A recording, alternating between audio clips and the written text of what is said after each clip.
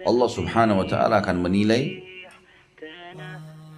ibadah seseorang dengan ketulusan hatinya.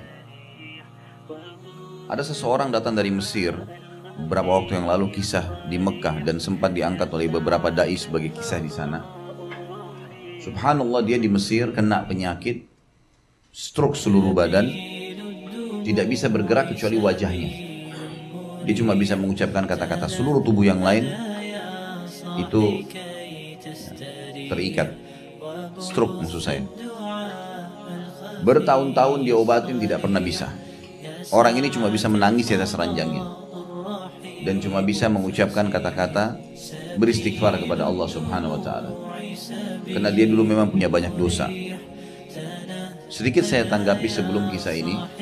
Kalau Bapak Ibu diberikan penyakit yang standar, hampir semua orang kena penyakit itu, kayak flu, demam, umum, seluruh dunia bisa merasakan itu. Maka ini penyakit umumnya untuk membersihkan dosa atau untuk peringatan. Sunnatullah, sistem yang akan terjadi.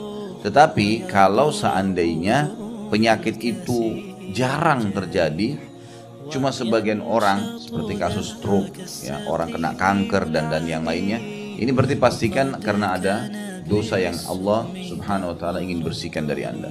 Berat. Tapi masih mending daripada kita dihukum di akhirat nanti. Orang ini kebetulan kena stroke dan parah, dan dia menyadari kalau dia sering berbuat dosa dulu. Maka yang terjadi, dia bilang sama saudaranya pada saat itu, saya sudah putus asa dari semua upaya. Apapun sudah saya coba kerjakan, dan saya merasa diri saya berbuat dosa. Satu-satunya yang belum saya kerjakan adalah saya ingin sekali dibawa berangkat ke Mekah. Saya ingin langsung berdoa di depan rumahnya Allah.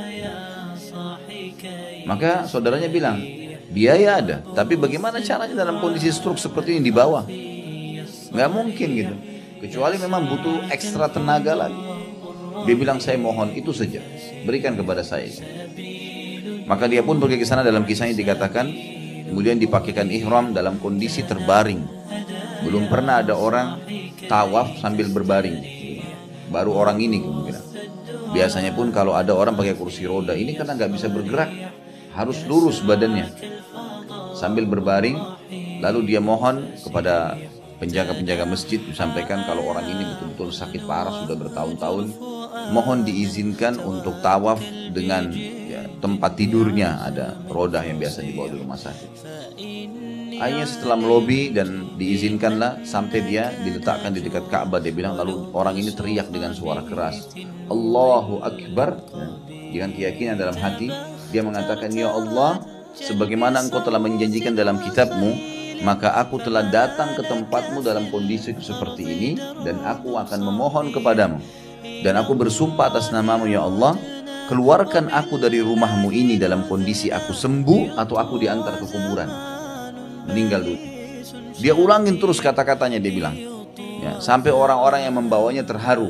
Dia sambil nangis, sambil terus dia nangis, dia mohon, ya Allah, keluarkan aku dari rumahmu dalam kondisi aku sembuh, atau bawakan, antarkan aku ke kuburan, matikan saja, karena sudah tidak mungkin hidup seperti ini menderita.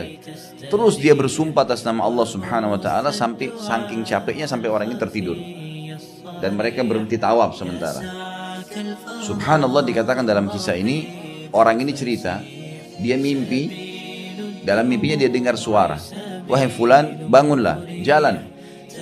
Dia mimpi begitu. Dalam kondisi mimpi terulang terus sampai 7, 8 kali, 10 kali kalimat itu di telinganya, sampai dia sadar. Waktu dia sadar, dia bilang, saya tidak tahu kenapa tiba-tiba saya berdiri dari tempat tidur itu, turun dari situ, lalu saya tawaf. Orang ini, saudaranya lihat kejadian tersebut, orang di sini lihat sampai menangis, dan mereka saking terharunya nggak bisa ngomong. Mereka nggak bisa ngomong. Lihat orang ini jalan tanpa maksudnya tidak sadar. Artinya dia dalam kondisi seperti orang yang baru bangun tidur, tidak tahu apa yang sedang terjadi. Dia tawaf. Waktu dia putar tawaf satu kali, Tiba-tiba dia melihat saudara-saudaranya yang lagi menangis melihat dia. Sudah satu putaran dia, teman-temannya, saudaranya tetap tepat di tempat yang tadi. Kayak tidak percaya gitu.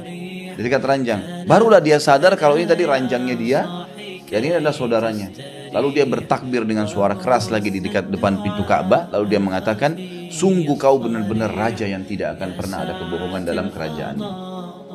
Tapi ini ulama menanggapi kisah dan dia juga ditanya kira-kira apa rahasianya pada saat itu Allah ijabah. Dia bilang saya setulus hati. Pokoknya betul-betul pada saat itu yakin Allah sedang mendengar dan tidak ada tempat bergantung kecuali dia. Makanya dalam hadis yang lain, Bapak Ibu sekalian, kalau ada anda bertanya kepada saya, Ustaz saya sudah sering berdoa tapi belum melihat ada hasilnya. Ikutin syarat-syarat ini. Termasuk dalam masalah menghadirkan hati dengan keyakinan ini disebutkan dalam sebuah hadis yang sahih kata Nabi SAW, Inna Allah la yakbalu min qalbin, Inna Allah la yakbalu du'a min qalbil ghafil. Allah tidak akan menerima doa dari hati yang lalai. Nggak mungkin. Cuma sekedar rutinitas, cuma ngomong, ya. Cuma sekedar ya kebetulan. Mungkin siapa tahu Allah terima. Hanya begitu saja. Maka ini pastikan tidak ada ijabah. Tapi insya Allah kalau dia yakinkan dengan hatinya, betul-betul dia hadirkan pikirannya, hatinya di situ dia sampaikan curhat benar sama Allah, maka itu